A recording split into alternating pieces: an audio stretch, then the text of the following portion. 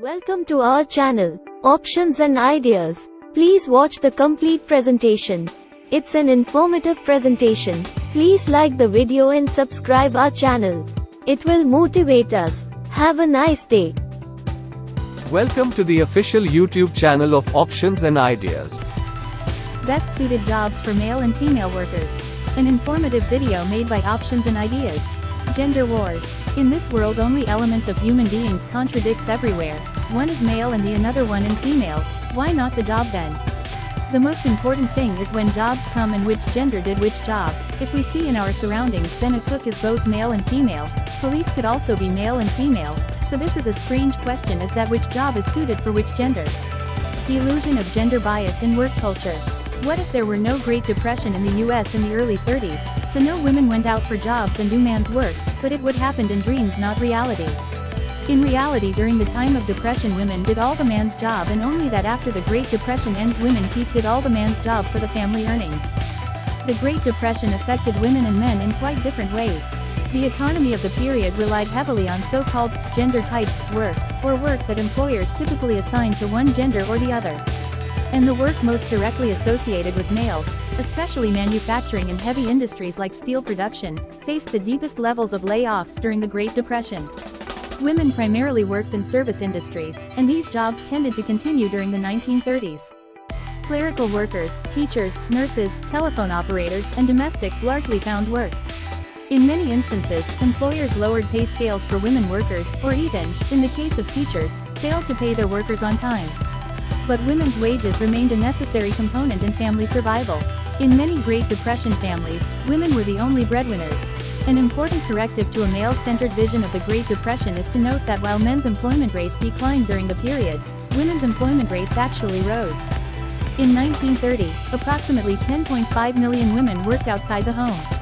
By 1940, approximately 13 million women worked for wages outside the home.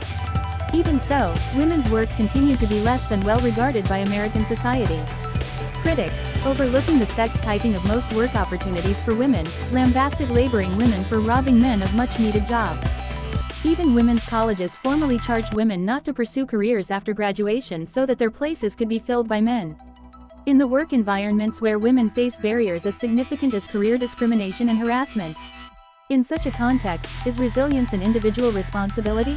How can organizations contribute to and support employee resilience? And where is gender in this equation?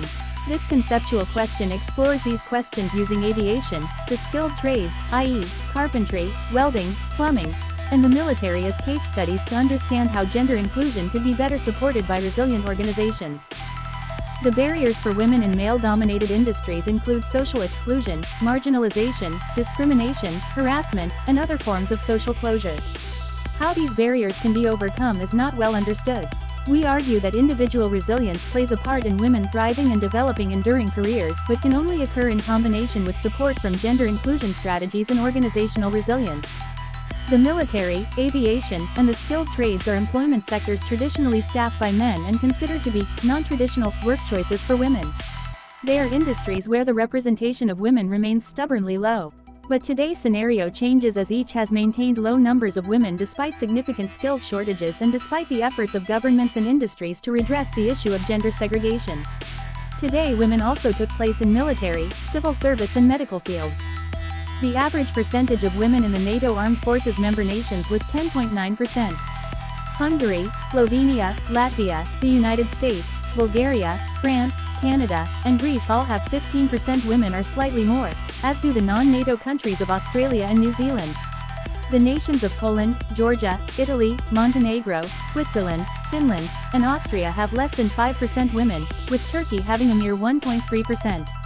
The skilled trades, which include electrotechnology, automotive, bricklaying, carpentry, painting, decorating, welding, and plumbing, contain around 1% to 3% of women in Australia, and less than 3% in the US. In the UK, the Netherlands, Denmark, Spain, and Italy, the numbers are similarly low. The occupational culture is highly masculinized because of the long tradition of male-only environments. Therefore, masculine values, belief systems, and behaviors are dominant. Organizationally, these cultures traditionally offer poor flexibility in terms of work-life balance, lack family-friendly policies, and demand long hours. Consequently, they do not attract or retain women, as female-dominated or neutral occupations may appear more flexible. Women in non-traditional occupations offers a range of strategies for successful retention of women. Through an analysis of strategies that have been shown to facilitate retention, including empirical research documenting women's experience of these strategies, we are able to ascertain how these strategies can provide the levels of support needed to build women's resilience within a gender-hostile environment. Strategies coming from the bottom up feature mentoring, networking, alternative management structures, and supportive policies. Top-down strategies include government initiatives, legislation, and funding. Both approaches have a role in cultural change in terms of how organizational culture, policy, and practice present barriers to the inclusion of more women in the industries addressed here.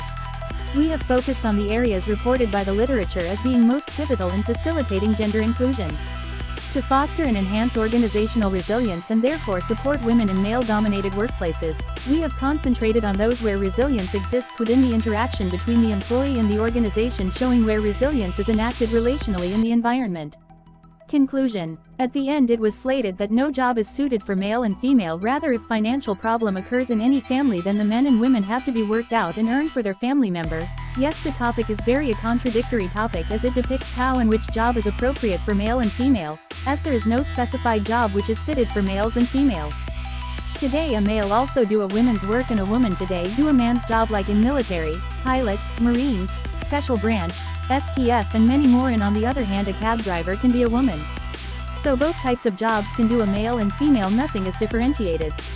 Thank you. An informative video presented by Options and Ideas. Thanks a lot for watching this video. Please like the video and subscribe the channel. Please go through our services and contact us for any services required by you. Our contact details are mentioned at the end of this video. Have a nice day.